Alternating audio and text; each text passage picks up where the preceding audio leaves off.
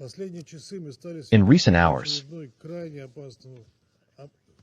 we have witnessed another extremely dangerous escalation in the Middle East.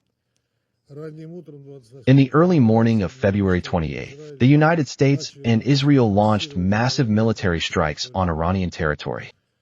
It was publicly announced that one of the targets of the attack was the country's top political leadership, as well as peaceful nuclear facilities. Information about casualties, including among civilians, is being received from the Iranian authorities in real time. More than 200 people were killed in 24 provinces of the country. It is with particular pain that we have received information about the attack on the school for girls in the city of Nineveh, where 85 children were reportedly killed. We sincerely extend our condolences to the victims' families and friends, and we wish the injured a speedy recovery.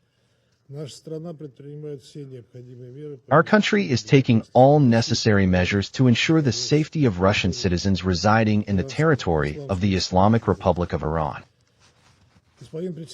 Mr. Chairman,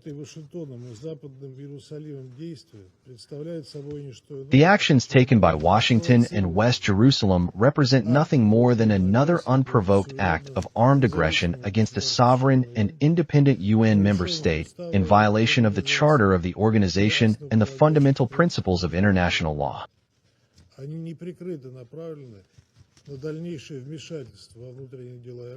They are openly aimed at further interference in Iran's internal affairs and the destruction of a state inconvenient for the West.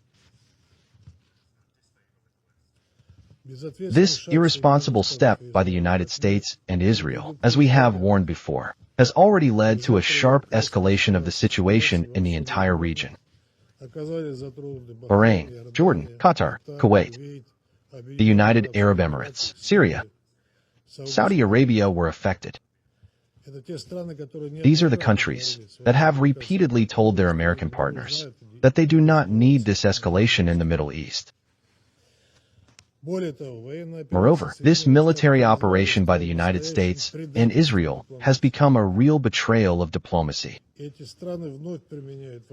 These countries are once again using military force against Iran in the midst of negotiations, just as it happened in June 2025.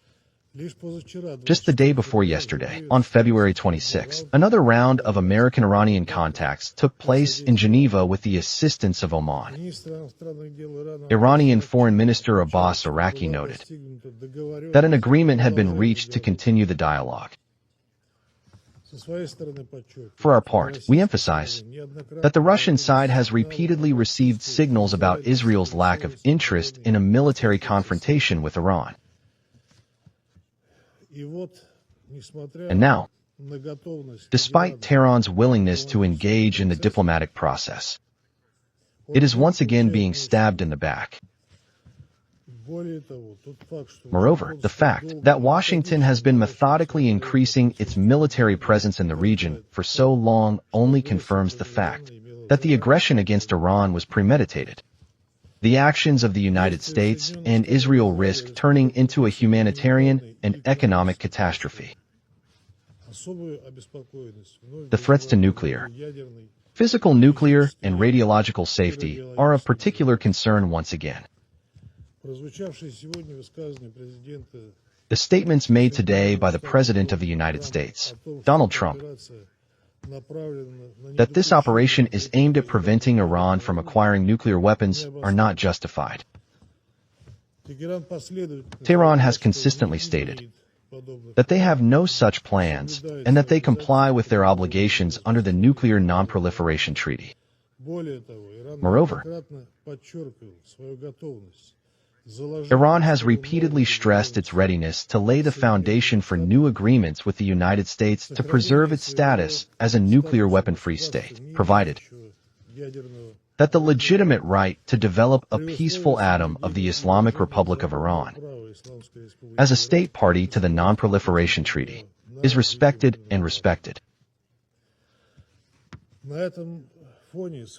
Against this background, the attempts of Western countries to justify the American-Israeli aggression with some imaginary threats to international peace and security allegedly emanating from the Iranian nuclear program are completely groundless.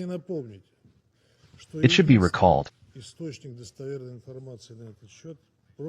that the only source of reliable information in this regard is the profile reports of the Director General of the IAEA, which never indicated the fact that Iran could be developing nuclear weapons. The targets being attacked are under agency guarantees, meaning they cannot actually be used for such activities. Against this background, we expect IAEA Director General Rafael Grossi to unequivocally assess and condemn another act of undermining the authority of the Non-Proliferation Treaty and the global non-proliferation regime by the United States and Israel. Nuclear power facilities, including the Bushehr nuclear power plant, cannot under any circumstances be the targets of attacks by the armed forces. This is unacceptable. Mr. Chairman, we note that today's events have become the next stage of successive escalatory steps around Iran by Western countries. These also include the U.S.-Israeli strikes on the country's territory in June 2025, as well as the open intervention of the United States and its allies in the internal political situation in Iran in January this year. It is impossible not to recall the unsuccessful attempts of Great Britain, France, and Germany to launch a mechanism for restoring the effect of anti-Iranian Security Council resolutions, the so-called snapback. However, this did not happen. Russia and a number of other UN member states have repeatedly explained in detail the reasons why Great Britain, France, and Germany had no right to use this mechanism. However, none of this worked, and the United States and Israel deployed military force again. Parallels with the events of 2003 suggest themselves, when American representatives, brandishing a test tube in this very hall, justified their invasion of Iraq by having it weapons of mass destruction that no one had ever found. In 2023, the future Vice President of the United States, J.D. Vance, said that the Iraq campaign was unnecessary. Innocent Iraqis and Americans died as a result, and that Washington should learn this lesson. However, as it turned out, this lesson remained unlearned. In the speeches of our European colleagues, we will hear this again today.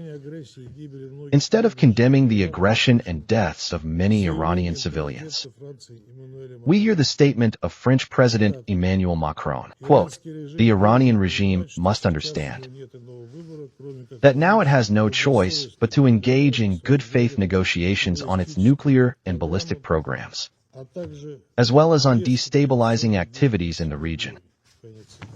End of quote. Similar assessments were voiced by British Prime Minister Keir Starmer.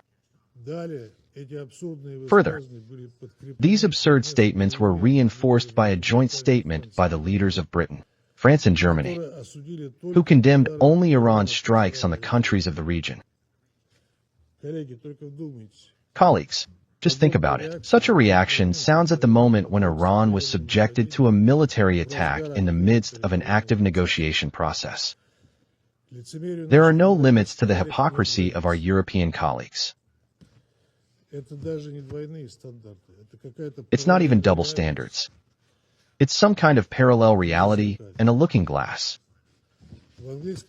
In English, the term victim blaming is ideally suited to describe this situation. It seems that London, Paris, and Berlin live in some kind of illusions created by themselves, and they broadcast them to the world. However, attempts to mislead the international community are doomed to failure. It is very clear to any sane person who exactly is responsible for another uncontrolled escalation. Mr. Chairman, we demand that the United States and Israel immediately cease their aggressive actions.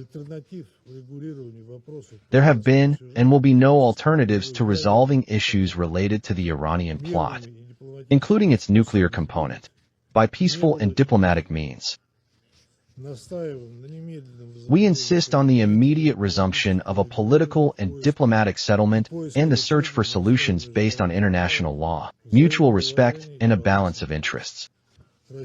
Russia is always ready to provide all necessary assistance to such work. Dear friends, I kindly ask you to like this video and subscribe to my channel. Thank you.